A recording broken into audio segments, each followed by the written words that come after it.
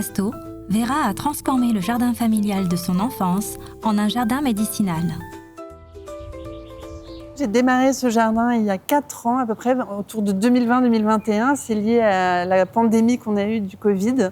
Parce qu'en fait, beaucoup de gens du village sont venus me voir et m'ont demandé comment on pourrait se soigner avec les plantes autour de chez nous. J'ai trouvé ça super que les gens s'intéressent d'un coup à comment se soigner naturellement et comment se soigner avec les plantes sauvages et locales.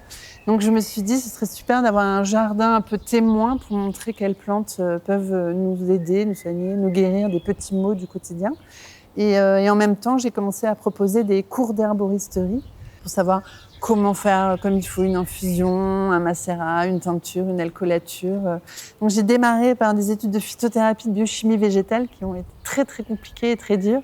Et après, je me suis spécialisée avec des vrais herboristes parce qu'il existe encore quelques herboristes, même s'ils sont interdits par la loi depuis 1941 et que le monopole du conseil et de la vente de plantes revient aux pharmaciens.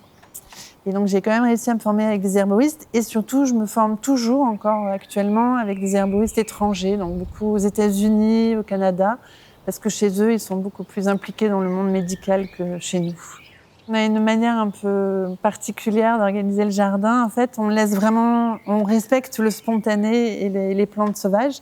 Ça veut dire qu'on a une plante, mais tout ce qui sort spontanément du sol, on va le respecter et on va essayer de l'inclure. On a beaucoup de plantes d'endroits différents. On a des plantes qui sont très locales, qui apparaissent spontanément et on les a mélangées à des plantes qu'on a sélectionnées qui viennent du Maghreb, qui viennent de Californie, de Virginie. On a vraiment, même d'Inde, avec des climats assez similaires aux nôtres. Et c'est un peu nos essais pour s'acclimater à ce réchauffement, ce dérèglement climatique plutôt, pour essayer de continuer d'avoir du vivant, du végétal, malgré la sécheresse et le manque d'eau qui se profile de plus en plus.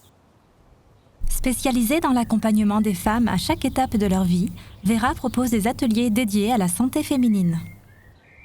Il y a une vraie tradition de guérisseuse qui a toujours existé, qui est multimillénaire, où les femmes ont toujours pris soin des femmes. Et il existe des plantes qui sont là depuis la nuit des temps et que les femmes ont toujours utilisées. Et je trouve ça vraiment dommage qu'on ne les connaisse plus et que ce savoir meure. Donc j'ai vraiment à cœur de transmettre cette connaissance-là et surtout qu'elle reste vivante. Parce que c'est vrai que les gynécologues n'ont pas d'alternative à la pilule ou à la chirurgie, alors qu'il en existe. Le gâtillier ou poivre des moines. Cette plante du bassin méditerranéen donne une sorte de poivre, adore la sécheresse et n'a pas du tout besoin d'eau. Vera l'apprécie particulièrement. On l'appelle le poivre des moines dans toutes les langues, en anglais, en allemand et tout, parce que les moines pensaient que quand ils mangeaient ce poivre, ça baissait leur libido. Et en effet, c'est une plante anti-androgène. Donc les androgènes sont les précurseurs de la testostérone. Donc ça calmait leurs ardeurs. Donc c'est assez marrant. Donc entre-temps, maintenant, on sait qu'elle fonctionne de manière un peu plus compliquée que ça. Et elle vient même réguler les hormones chez la femme. Donc elle est beaucoup utilisée, cette plante, pour toutes les règles compliquées ou la ménopause, tout ça. Et on peut encore aujourd'hui parfumer ses plats avec ce poivre très épicé. Vera a créé une roseraie avec une trentaine de variétés anciennes aux vertus très médicinales. Donc je voulais vraiment montrer la diversité des roses avant qu'on hybride. Donc il y a vraiment des milliers d'hybrides qui sont créés chaque année par l'humain. Et il y a énormément de variétés de rosiers différents, même dans les anciens. Et il y a aussi des rosiers sauvages qu'on appelle les rosiers botaniques, un peu comme l'églantier que tout le monde connaît. Sauf qu'il y a environ 150 variétés différentes de rosiers sauvages. Et aussi des vieux rosiers qui datent du Moyen-Âge, de l'Antiquité, qu'on a toujours réussi à préserver tels quels sans qu'on les trafique trop. Donc c'est ces rosiers-là que j'ai voulu montrer dans ma roseraie. Elles sont souvent très belles, mais dangereuses. Qui sont-elles ? On a comme projet aussi de développer un petit jardin, mais vraiment petit et clôturé, de toutes les plantes de sorcières, donc les plantes toxiques et un peu interdites. Donc j'aimerais bien les regrouper dans un petit jardinet un peu à l'écart du jardin et transmettre aussi ce savoir-là. Parce qu'avant, la toxicité ne faisait pas peur. Donc c'est vrai qu'on va faire attention de bien clôturer pour les enfants et les chiens.